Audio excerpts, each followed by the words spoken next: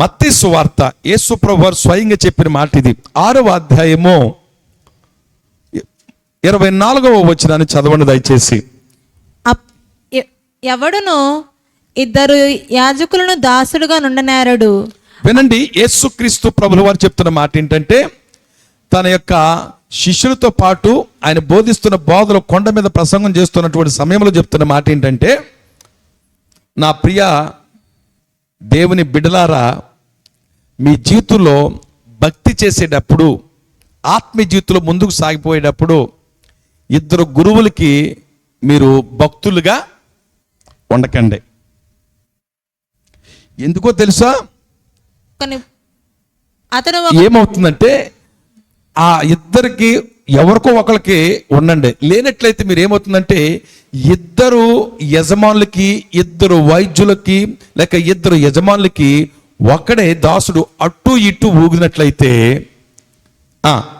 అతడు ఒకరిని ద్వేషించి ఒకరిని ప్రేమించును. వినండి, ఇక్కడ ఏం జరుగుతుంది అంటే, ఇప్పుడు ఇద్దరు గురువులు ఉన్నారు, ఒక దాసుడు ఉన్నాడు. యేసయ్య ఏం చెప్తున్నాడంటే, అయితే ఒక గురువు కన్నా ఉండు, లేదా రెండో స్థానంలో ఉన్న రెండో గురువు కన్నా కలిసి ఉండు. కానీ ఇద్దరికి నువ్వు అటు ఇటు ఒప్పుకున్నట్లయితే ఏమవుతావంటే, ఒక నిన్ను ఏమవుతాడని నిన్ను ద్వేషిస్తాడు. అంటే దాని అర్థం ఏంటో తెలుసా? ఒక వ్యక్తి తిరస్కరిస్తాడనమాట. తిరస్కరించుట అనే మాటకు అర్థం ఏంటంటే, ఎందుకు తిరస్కరిస్తాడు అని ఆలోచన చేస్తే మీకు కూడా అర్థమవుతుంది ఏంటంటే, నా దగ్గరికి వస్తున్నాడు, నాతో పని చేస్తున్నాడు.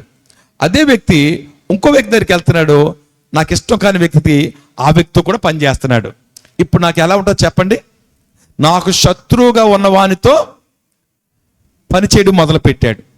ఎప్పుడైతే నాకు శత్రువుగా ఉన్నవాడితో పనిచేయడం మొదలు పెట్టాడో నాకు ఇష్టమా? దీని నమ్మకత్వం అంటామా? నా దగ్గర అడుగుతా ఉన్నాను, ఏ దాసుడా, నువ్వు ఎక్కడే పని చేస్తున్నావా అని అడిగాను. అప్పుడు ఆయన అంటున్నాడు, ఆ దాసుడు నీ దగ్గరే పని చేస్తున్నాను అన్నాడు. కానీ రహస్యంగా ఎక్కడికి వెళ్ళిపోతున్నాడు? వేరేవాడి దగ్గరికి వెళ్ళిపోతున్నాడు. ఆ వేరేవాడు కూడా ఎవడయ్యా అంటే, నాకు శత్రువుగా ఉన్న వాడి దగ్గరికి వెళ్ళిపోతున్నాడు. దీని అర్థం ఏంటంటే, యేసు ప్రభు మనకు ఒక యజమానుడు, లోకం కూడా ఇంకో యజమానుడిగా పనిచేస్తున్నాడు, వాడే శత్రువు అయిన సాతానుడు. దేవుని పిల్లలు ఇటు దేవుని దగ్గర, దేవా నువ్వే నాకు కావాలి అని అంటే, ఇక ఆయనతోనే మనం కలిసి జీవించాలి, ఆయన పనే మనం చెయ్యాలి, ఆయనతోనే మనం సహవసించాలి. ఇంకా లోకంతో, అపవాదితో, సాతంతో మనకు పని, వాడికి సంబంధించిన పనులు మనం చేయకూడదు. ఒకవేళ నేను అలా చేశాను అనుకోండి, ఇప్పుడు నన్ను నమ్మి పిలిచి ఇదిగో నీకుతో నమ్మకంగా ఉన్నానని చెప్పినటువంటి మాటలన్నీ బోటకమో, రెండు ఆ యజమానికి ఏమొస్తుంది? కోపం, ద్వేషం పెరుగుద్ది. అప్పుడు నేను ఆ వ్యక్తితో నమ్మకంగా ఉన్న వ్యక్తినా మాట్లాడాలి. ఆ దాసుడు ఆ యజమానితో నమ్మకంగా ఉన్నవాడా? కాదు. ఎందుకో తెలుసా? ఇక్కడేమో ఏమంటున్నాడంటే, ఏ దాసుడా, నువ్వు నాతోనే పని చేస్తున్నావా? ఎస్, నీతోనే పని చేస్తున్నాను. నువ్వు నాతో నమ్మకంగా ఉంటున్నావా? ఉంటున్నాను. అయితే నువ్వు రెండో వాడు అక్కడ ఉన్నాడు, వాడి దగ్గరికి వెళ్ళదు సుమా, వెళ్ళనయ్యా, నీతోనే ఉంటున్నాను అన్నాడు. బయటకు వచ్చాక అంటున్నాడు, అసలు ఎందుకు అన్నాడు? వాడి దగ్గరికి వెళ్ళొద్దు అన్నాడు ఏంటి అంటే, ఈయనకంటే ఆయన బాగా చూస్తాడేమో, ఈయనకంటే ఆయన బాగా జీతం ఎత్తాడేమో, ఈయనకంటే బాగా ఆయన మనకి సహాయం చేస్తాడేమో, ఆయన ఎందుకు వెళ్ళొద్దు అన్నాడు? ఒకసారి వెళ్ళొద్దు అన్నాడు, కానీ లోపల ఉన్నాడు కాబట్టి ఖాళీ టైంలో వెళ్ళిపోయి ఏం చేద్దాం, అక్కడికి వెళ్ళిపోయి చూసి కాసేపు అతనితో కూడా మాట్లాడి చూద్దాం అని చెప్పి గబగబా అక్కడికి వెళ్ళిపోయాడు. ఖాళీ టైంలో వెళ్ళిపోయి అంటున్నాడు, అయ్యా నీ దగ్గర చాలా బాగుంది, అక్కడికి వెళ్ళినప్పటికీ మంచి రంగురంగులు, చాలా గౌరవంగా కూర్చోబెడుతున్నారు, ఆతిథ్యం ఇస్తున్నారు, చాలా సహాయం చేస్తారు. ఓ పనుల్లాగా చూస్తలేదట. అక్కడికి వెళ్ళినప్పటికి ఎలా చూస్తున్నారట? అతన్ని చాలా గౌరవార్థంగా చూస్తున్నారు. అప్పుడు అనిపించిందంట, అరే అక్కడ ఉంటేనేమో అస్తమాటు సీవాట్లు చెప్పు దెబ్బలో, ఇక్కడికి వస్తుంటే చాలా గౌరవంగా ఉంది, అయ్యా నీ ఆఫీసులో పని చేస్తానయ్యా అన్నాడట. సరే చేయి, పని చేయి, నీకేది కావాలో అది నీకు ఇస్తాను అన్నాడు. మళ్ళా గబగబా ఇక్కడికి వచ్చేసాడు, అయిపోయింది, కుదుర్చుకున్నాడు. ఇక్కడికి వచ్చాడు. ఇప్పుడు వచ్చి, దాసుడా నువ్వు పని నమ్మకంగా చేస్తున్నావా? ఎస్ చేస్తున్నానండి అన్నాడు. నేను అడుగుతున్నాను మిమ్మల్ని, చేస్తున్నాడా వీడు? నా యొద్దనే ఉన్నావా? బయటకు వచ్చాడు. మనసు ఏమైపోయింది? మళ్ళీ మారిపోయి అసలు ఇక్కడ ఏదో చెప్తున్నాడు కానీ అక్కడ నేను వెళ్ళి చూసి వచ్చాం, అక్కడే చాలా బాగుంది కాబట్టి అక్కడ వెళదాం, ఈరోజు బాగా నటించాం, అక్కడ బాగానే ఉంది, ఇక్కడికంటే అక్కడ బాగుంది, అలాగని ఇక్కడ పోగొట్టుకోవద్దు, అక్కడ పోగొట్టుకోవద్దు, అటు ఇటు కూడా ఏం చేద్దామంటే ఈయనకి తెలియకుండా ఆయనకి తెలియకుండా ఈయనకి మనం ఇలా నటిద్దాం అని చెప్పి వీడి మనసు ముందేమో ఒకరి దగ్గర ఉన్నవాడు ఇప్పుడు ఎప్పుడైతే యజమానుడు వాడి దగ్గరికి వెళ్ళొద్దురా అని చెప్పాడో వీడి మనసుకి మళ్ళీ రెండో ఆలోచన వచ్చి ఎక్కడికి పోయాడు? రెండో వాడి దగ్గరికి పోయాడు. యేసయ్య అంటున్నాడు, ఇట్లాంటి వాళ్ళ మీద నాకు ద్వేషము అంటున్నాడు. ఎందుకు ద్వేషించాడంటే ఇక్కడ నా దగ్గర నమ్మకంగా ఉంటానని చెప్పి వీడు ఏం చేశాడు? రహస్య ఒప్పందం కుదుర్చుకున్నాడు. నా దగ్గర నమ్మకంగా ఉంటానని చెప్పి రహస్య ఒప్పందాన్ని కుదుర్చుకున్నాడు. అలా కుదుర్చుకున్న కారణంగా చూడండి, ఇక్కడ మీకు ఒక చక్కటి ఉదాహరణ చూపిస్తాను నేను. మత్తయి సువార్త 26వ అధ్యాయము 14వ వచనం నుంచి 16 వరకు ఒకటి చదివితే అక్కడ ఒక వ్యక్తిని చూస్తాం మనం. నేను చెప్పినటువంటి ఒక వ్యక్తిని. ఆ వ్యక్తి ఎవరంటే యోదా అప్పుడు ఇస్కరియోతు. యోదా ఇస్కరియోతు అనేవాడు ఎక్కడికి వచ్చాడు? ముందు యేసయ్య దగ్గరికి వచ్చేసాడు. 3.5 సంవత్సరాలు ఏం చేశాడు? యేసయ్యతో కలిసి పనిచేశాడు, సేవ చేస్తా ఉన్నాడు. ఈ లోపల వాడు మైండ్లో సేవ చేస్తున్నాం, డబ్బు సంచి బాగానే ఇచ్చారు, చక్కగా అన్ని పనులు బాగానే ఉన్నాయి అని అనుకున్నాడు. ఈయనేమనుకున్నాడంటే ఈయన వెనకాల మంచి జనాంగం వస్తున్నారు, ప్రజలందరూ బాగా వస్తున్నారు, అద్భుతాలు స్వస్థతలు జరుగుతున్నాయి కాబట్టి ఈయన ఏ రోజుకైనా ఎప్పటికైనా పాపులర్ ఫిగర్ అయిపోతాడు, ఓ మంచి రాజకీయ నాయకుడు అయిపోతాడు, రోమ ప్రభుత్వాన్ని పడగొట్టేస్తాడు, రోమ ప్రభుత్వాన్ని పడగొట్టి మనకి ఒక రాజుగా ఈయన స్థిరపరచబడతాడు, ఆయన రాజ్యంలో నాకు హోమ్ డిపార్ట్మెంట్ ఇస్తాడు అనుకున్నాడు. ఎవరో? ఇస్కరియోతు యోధా. ఆయన రాజ్యం వేరన్న సంగతి వీడికి తెలీదు. ఆ ఉద్దేశంతో పనిచేస్తున్నాడు. చూశాడు. కొద్ది సంవత్సరాలు అయినప్పటికీ వీడికి రెండో ఆలోచన వచ్చేసింది. ఏమని? అరే ఇక్కడ వీని దగ్గర ఉంటుంటే మనకు అనుకున్నాయే జరగడం లేదు, ఏదో వస్తుంది, ఏదో పోస్ట్ అనుకున్నా కానీ పోస్ట్ వచ్చలేదు, ఉన్న పోస్ట్ కూడా ఊడిపోయేలాగా ఉంది, ఇంకా ఈయనతో ఎందుకులే మనకి ఓ పని చేద్దాం. చివరగా అది వాళ్ళే బాగున్నారు, కాస్త డబ్బులు రోకలు ఇచ్చేవాళ్ళ కనపడుతున్నారు కాబట్టి వాళ్ళ దగ్గరికి పోయి బేరమాడుకుందాం, అప్పగించేద్దాం అని చెప్పి వీడి మనస్సును ఏం చేశాడు? ఇప్పుడు రెండో మనసుకు వెళ్ళిపోయాడు, రెండో ఆలోచనకు వెళ్ళిపోయాడు. అలాగని గురువును వదిలిపెట్టాడా? మాట్లాడాలి. యేసయ్యని విడిచిపెట్టలేదు. యేసయ్యతో ఉంటూనే ఏం చేస్తున్నాడు? వీడు వెళ్ళి బేరం కుదుర్చుకుంటున్నాడు. ఇది రెండు మనసులు అంటే. ఏక మనసుతో లేడు ఇక్కడ. ఏక మనసుతో ఏంటంటే, ప్రభువా నువ్వు పోస్ట్ ఇచ్చినా ఇవ్వకపోయినా, నువ్వు అయినా అవ్వకపోయినా, నిన్ను నమ్ముకుని నేను వెంబడేస్తున్నాను, నీతోనే చచ్చే వరకు నేను సాగిపోతాను అన్నది ఏక మనసు. లేదో యేసయ్య నువ్వు నాకు వద్దయ్యా, ఇదిగో కైఫా ప్రధాన యాజకులారా మీతోనే ఉంటాను, మీతో కలిసిపోతాను, నాకు ఇంక యేసయ్య వద్దు అని వాళ్ళతో అన్నపోయినా అదన్నా ఒక మనసు అవుతుంది. కానీ ఈడు ఏం చేస్తున్నాడు చెప్పండి? వాళ్ళ దగ్గర బేరం కుదుర్చుకుంటున్నాడు, మళ్ళీ వచ్చి యేసయ్యతో కలిసి జీవిస్తున్నాడు, మళ్ళీ ఆరాధనలో పాల్గొంటున్నాడు, మళ్ళీ వెళ్ళి ముద్దు పెడతానికి ప్లాన్ చేసుకుంటున్నాడు. ఏ మనసులు ఇవి? ద్విమనస్కులు. రెండు మనసులు కలిగిన వాళ్ళ వల్ల ఏం జరిగిందంటే యజమానుడు ఏం చేశాడంటే ద్వేషిస్తాడట. అంటే వీడు అపనమ్మకస్తుడు అన్నమాట. అపనమ్మకత్వం అనేది ప్రారంభించబడుతుంది. ఎప్పుడైతే రెండు మనసులు నీలోకి వచ్చినాయో, నీవు దేవుని పనిలోనైనా, నీ ఉద్యోగంలోనైనా, నీ వ్యాపారంలోనైనా, ఇక్కడ సేవలోనైనా అపనమ్మకస్తులుగా తయారవుతాం. భార్య భర్తల మధ్య బంధమైనా అపనమ్మకస్తులుగా తయారవుతాం. ఒకే మనసు చచ్చే వరకు, ప్రభువునని పిలిచే వరకు ఈమెతోనే నేను కాపురము చేయదునన్నావా, నీవు ఏక మనసు కలిగిన వ్యక్తివి. ఈయనే నా భర్త అంటావా, ఈయనే నా భార్య అంటావా, ఇదే నా కుటుంబం అంటావా, ఏక మనసుతో ఉన్న నీ జీవితము నమ్మకంగా ఉంటుంది. అలా కాకుండా నీ మనసును మార్చుకుని అటు ఇటు కాపురాలు చేస్తున్నావా, అపనమ్మకత్వము. జాగ్రత్త గమనించండి, దేవుని ఉగ్రత దిగుతుంది. అందుకని ఇప్పుడు ఇస్కరియోతు యోధ ఏమైపోయి చివరికే దేవుని పనిష్మెంట్ని పొందుకున్నాడు. రెండు మనసులతో ఉన్నవాడు అపనమ్మకస్తుడు. రెండు మనసులుగా ఉన్నవాడు ఎప్పుడు నమ్మకంగా ఉండలేడో. గమనించండి, ఇక్కడ ఏదైనా దేవుడు ఏదైనా పని ఇక్కడ అప్పగించాడు అనుకోండి, ఈ పని చేస్తాము అని అంటే ఏక మనసుతో ఉన్నవాళ్ళు ఆ పని జరిగిస్తూనే ఉంటారు.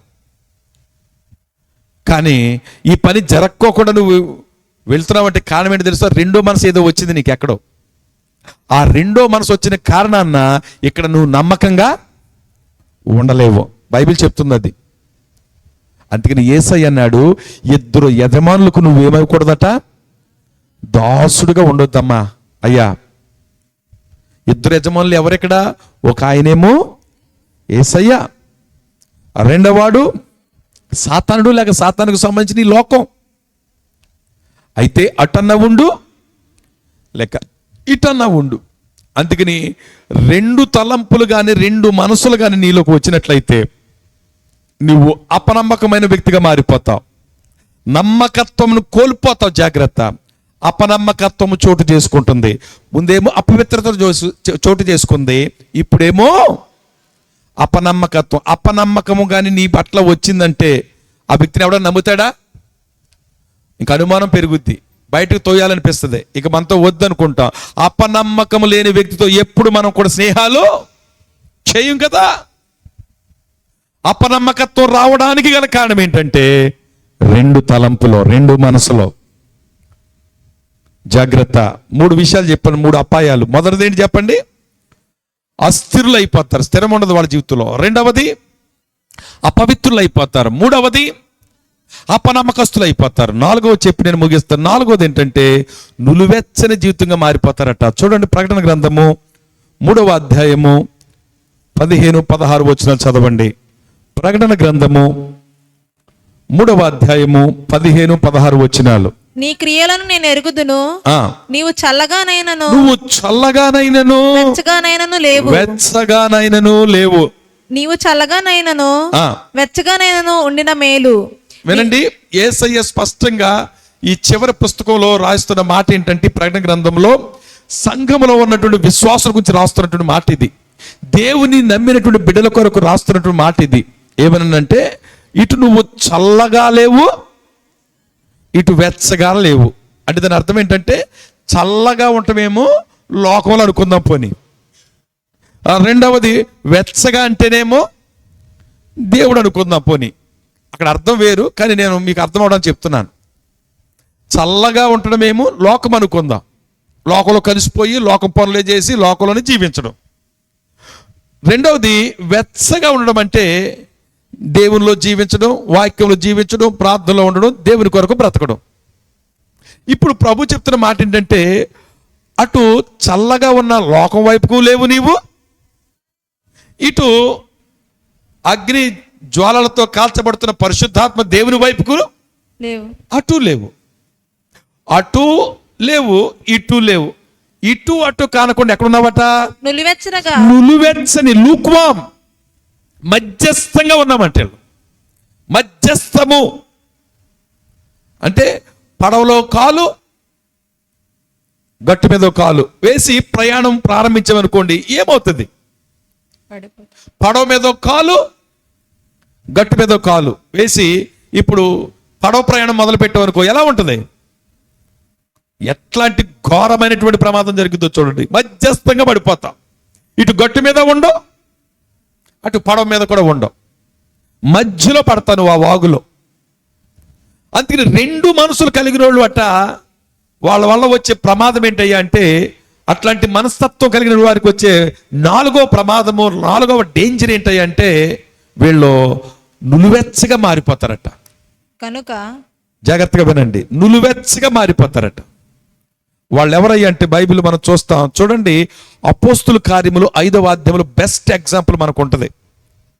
వీళ్ళు 5వ అధ్యాయం 1 నుంచి 10 వరకు చదివితే, చదవక్కర్లేదు, మీకు స్టోరీ చెప్తాను వినండి. జరిగిన సంఘటన. అక్కడ పేతురు సంఘానికి కాపరి. ఆ సంఘంలో 5,000 మంది ఇంచుమించుగా చేర్చబడి సంఘం చక్కగా జరుగుతూ ఉంది, పరిచర్య బాగా జరుగుతూ ఉంది, సంఘం విస్తరించబడుతుంది. అందులో ఆ విశ్వాసుల మధ్య ఒక కుటుంబం బయలుదేరింది. ఆ కుటుంబం పేరు అననీయ సఫీరా. వీళ్ళిద్దరూ భార్య భర్తలు. అందరూ కూడా వాళ్ళకి కలిగిన చిరాస్తులను తీసి పట్టుకొచ్చి, ఎవరు చెప్పకుండానే అడగకుండానే పట్టుకొచ్చి అపోస్తుల పాదాల దగ్గర పెట్టి దేవుని పనికి ఖర్చు పెట్టేస్తా ఉన్నారట. ఆ సంఘంలో అందరికీ అవసరం ఎవరైతే ఉందో అట్లాంటి వారికి సహాయం చేయడు. ధనవంతులుగా ఉన్న వాళ్ళు వాళ్ళకున్న ఆస్తిపాస్తులు కూడా అమ్మి దేవుని పరిచర్యకు అప్పగించడం.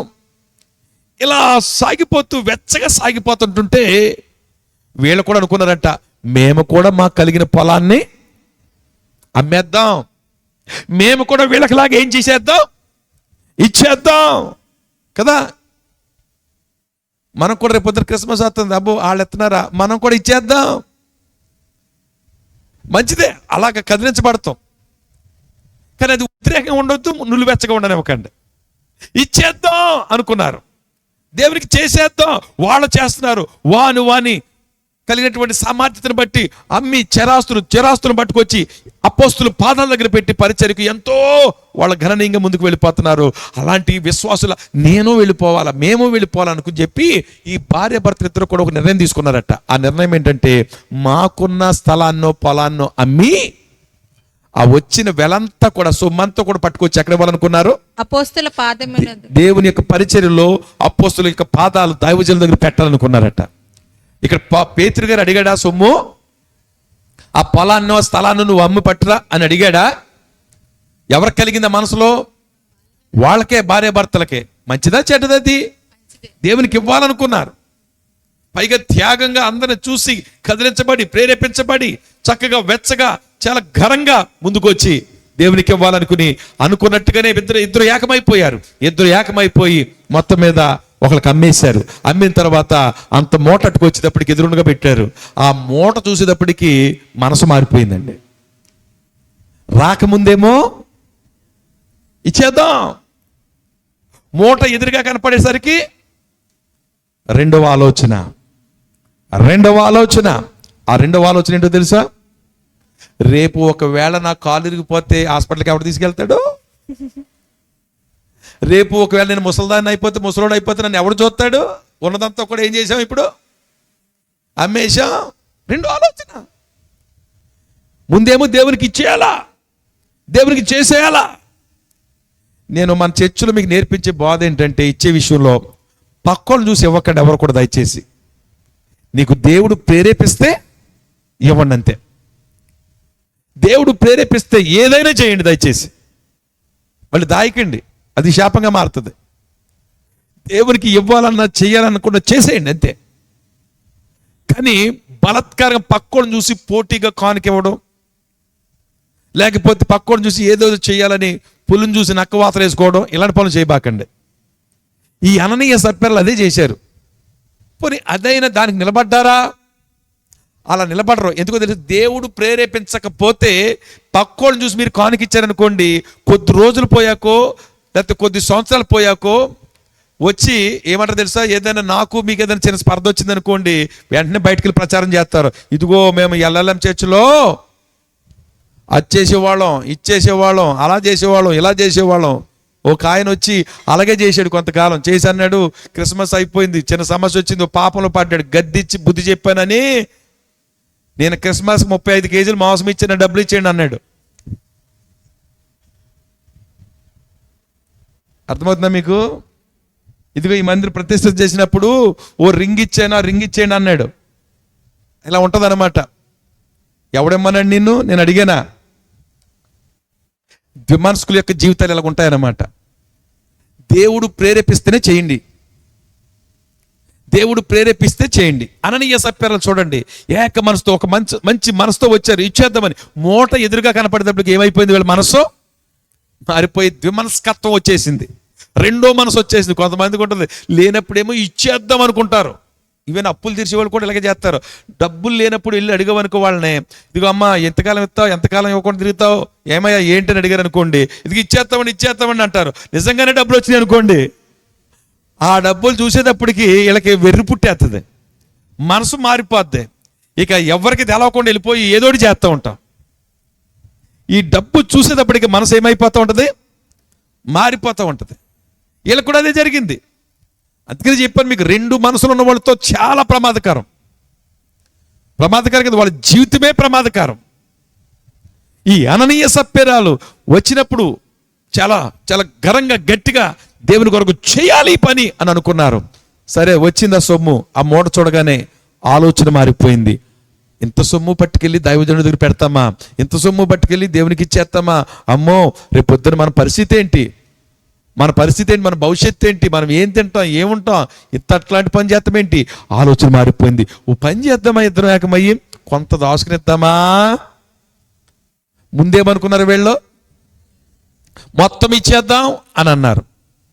మళ్ళీ మూట చూసాక మనసు ఏమైపోయింది? మారి రెండో మనసు వచ్చింది. ఆ మనసు ఏంటి? వెలలో కొంత దాచుకుందామా అని వచ్చింది. ఈ రెండో మనసు వచ్చిన కారణాన్ని ఇప్పుడు ఏం జరిగింది అయ్యా అని అంటే, ఈ రెండో మనసు వచ్చేటప్పటికి వీళ్ళ బతుకులు ఎలా మారిపోయినాయి? అటు పేతురు దగ్గరికి చేరలేదా సొమ్ము, ఇటు అలా తింటానికి నోట్లో కూడా వెళ్ళలేదా సొమ్ము. ఎక్కడికి వెళ్ళింది అది? వాళ్ళ కళ్ళలోకి వెళ్ళిపోయింది. చనిపోయారు కదండి. దాచుకున్నది తిన్నారా వాళ్ళు? ఇస్తానన్నప్పుడు ఏం చేయాలి? దేవునికి ఇచ్చే. బీద విధవరాలు అనుకుందండి మందిరంలో, ఏమీ లేదో, ఆ పెన్షనే వస్తుందో. ఆ రోజు పెన్షన్ కూడా లేదు ఆవిడికి, మనకైతే ఇప్పుడు పెన్షన్ ఉంది. ఆ రోజులో పెన్షన్ ఉందో లేదు, ఏమీ లేదు. ఎక్కడో 2 కాసులు అంట, 2 కాసులు ఉందట, బతుకు తెరువు కోసం దాచుకుంది. ఆ 2 కాసులు పట్టుకొచ్చి ఏమనుకుందట? ఇచ్చేద్దాం అనుకుందంట. అక్కడ ఏ మార్పు లేదండి. రేపేంటో నా జీవితం ఏంటో అనుకోలేదు.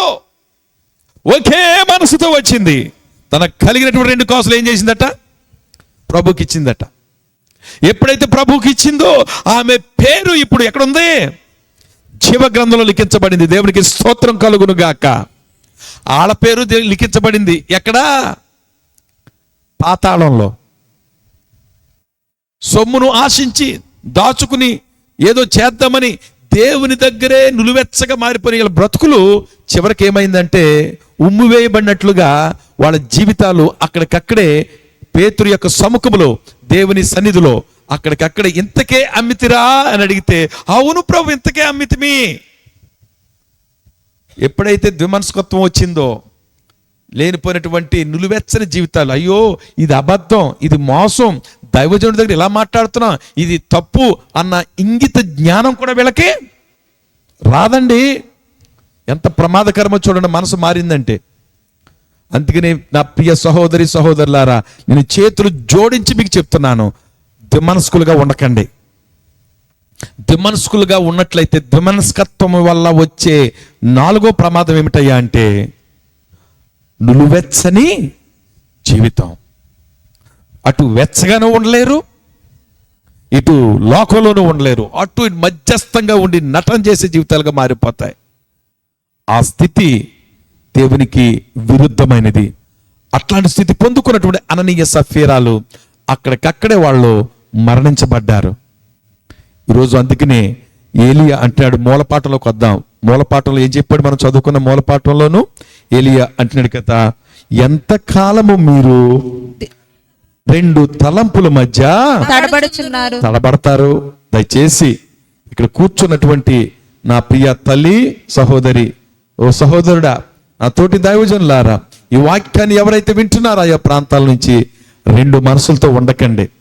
మనసును స్థిరపరచుకోండి. ఏక మనసు కలిగి జీవించండి. దేవుని మీదనే కేంద్రీకరించండి. లేక 2 మనసులు వచ్చాయా, నీ బ్రతుకు స్థిరత్వం ఉండదు. 2 నీ జీవితము అపవిత్రతగా మారిపోద్ది. 3 అపనమ్మకం, నీ జీవితంలో అపనమ్మకంగా తయారైపోతా. 4 నులివెచ్చగా తయారైపోతా. అప్పుడు నీ జీవితము దేవుని ఉగ్రతకే తప్ప దేవుని ఆశీర్వాదానికి పాత్రులు కాదు.